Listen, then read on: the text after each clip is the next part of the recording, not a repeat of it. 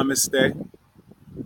I wanted to share with you an insight that I have. I had this insight about relationships, about the difference between love and attachment. And in order to understand true love that's pure, which has no opposite, then we have to think about our expectations. We have to manage our expectations better. Now, the way attachment works is real simple. Um, we think we love someone, but it's really an addiction. It's an intoxication, uh, sort of like an obsession with the person. Especially when you first fall in love, it's like all you can do is think about that person. You don't want to be away from that person. Very strong, uh, raw feeling.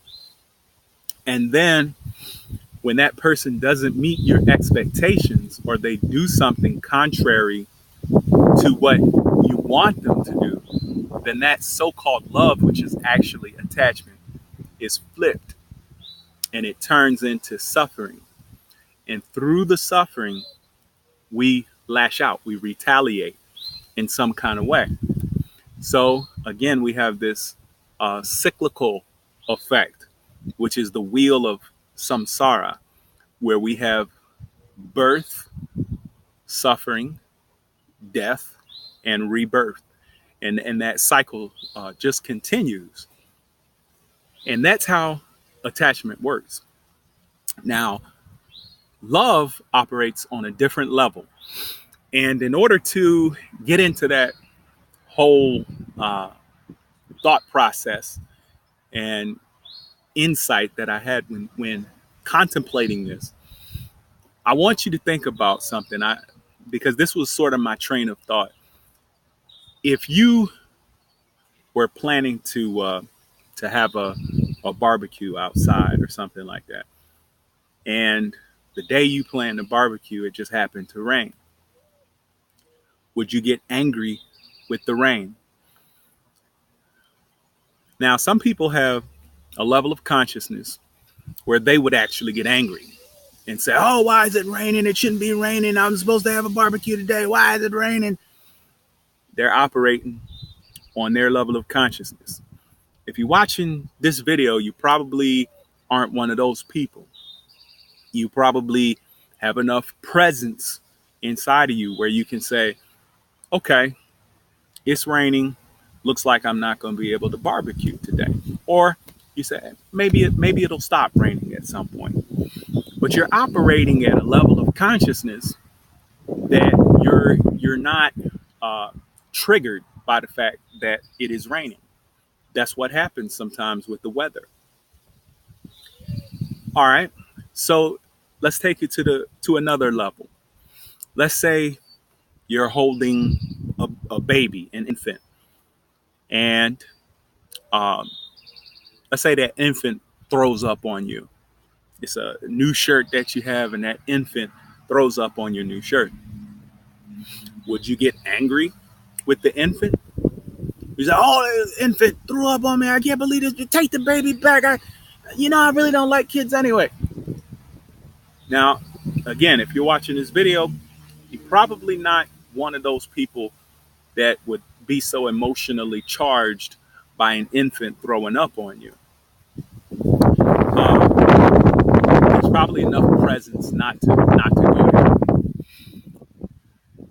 But I started to ask myself, why is it that we don't take it personally when it rains? Why is it that we don't take it personally when the infant throws up on us? And that is because we expect the weather to be unpredictable sometimes. We expect babies to be unpredictable. We uh,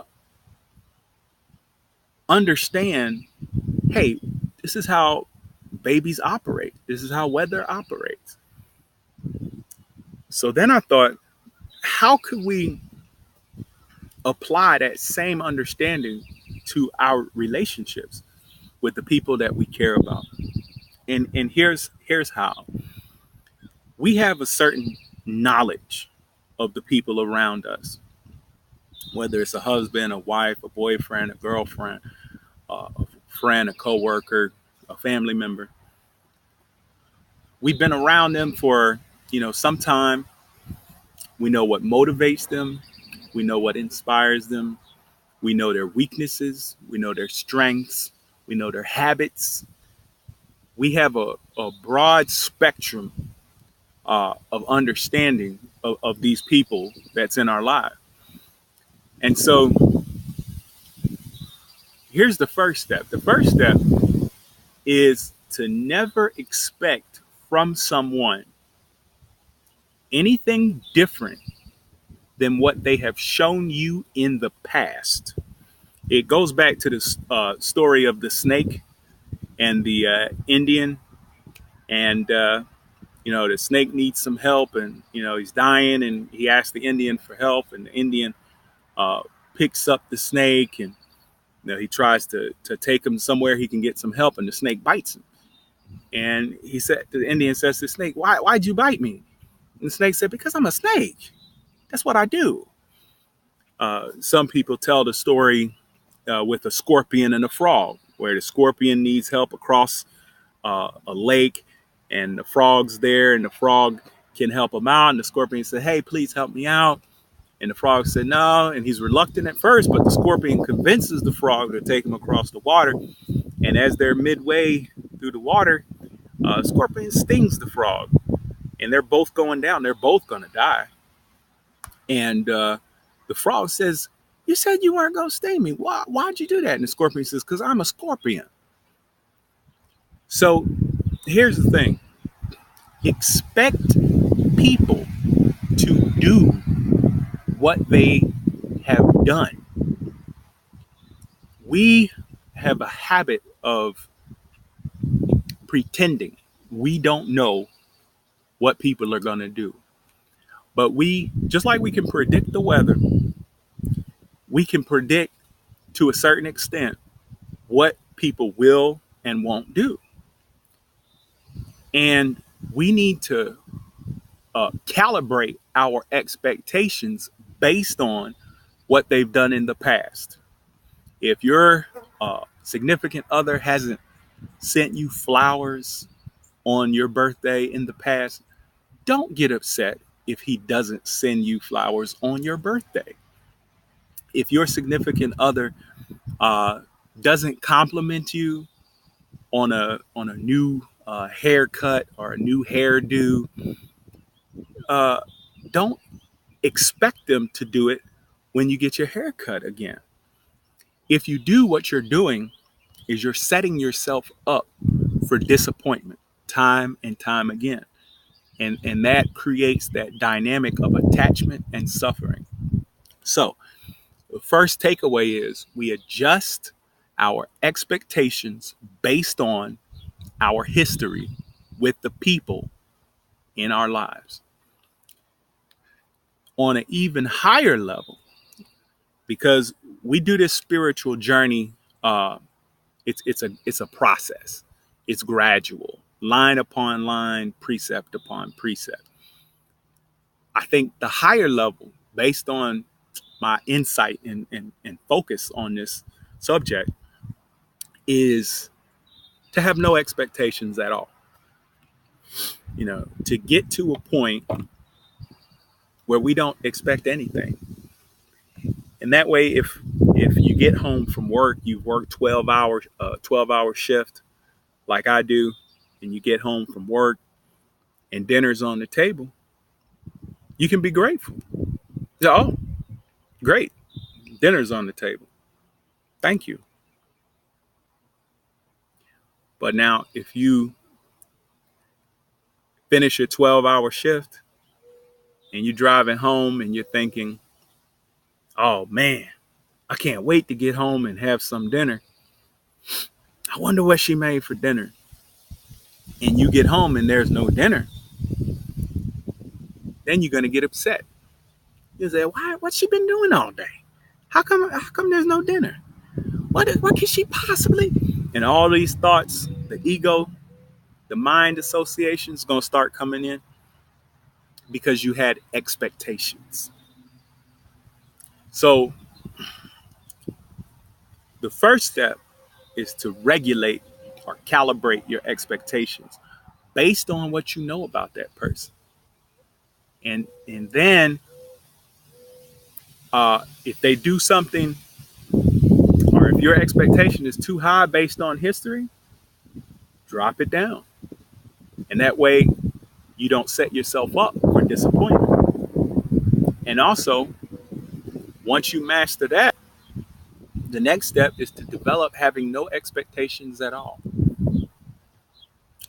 And once you have no expectation and you continue to love that person, okay, by doing what you do, then you're leading by example. You're being the example in that relationship. And whether or not they change, don't cling to that. Don't think, okay, if I do this, they're gonna do that, because then you're setting up yourself for another expectation. You don't know what they're gonna do. Now, the last thing I'm gonna say about this, okay, to wrap it all up and to put it all into perspective, everybody operates according to their level of consciousness. So it's not personal.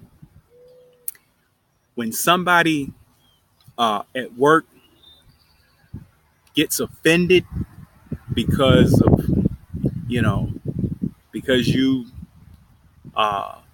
said something to them about the quality of their work or something like that, and they start cussing at you, if that happens, just know that that person is operating at their level of consciousness. If they had a higher level of consciousness, they would behave with a higher level of consciousness. If you buy your husband, uh, his favorite tool, something that he really needed to get work done around the house for his birthday, and he doesn't reciprocate that, don't take it personally. He is only operating according to his level of consciousness. And that level of consciousness is based on his past, his history, even education, his social situation. All of his experiences have helped to shape his level of awareness, his level of consciousness. And hopefully that will help you not to be so offended when people do things that you feel like they shouldn't do. Recognize they're operating at their level of consciousness. Our parents, when you think back about your childhood and you think, oh, they should have done this or they should have done that, recognize they were operating at their level of consciousness. And if they had the capacity to do better, then they would have done better. So, 3 takeaways from this. 1, calibrate your expectations based on what you know about the person from the past. Number 2, work towards having no expectations at all. And that way, if something good happens, hey, it's good. If if something doesn't happen, hey, I didn't expect it to anyway. No expectations. And continue to love that person, because you're not holding it like hostage. Well, if you do this, I'll do that. And the third thing is understand and recognize that everybody in your life is only operating according to their level of consciousness. Namaste.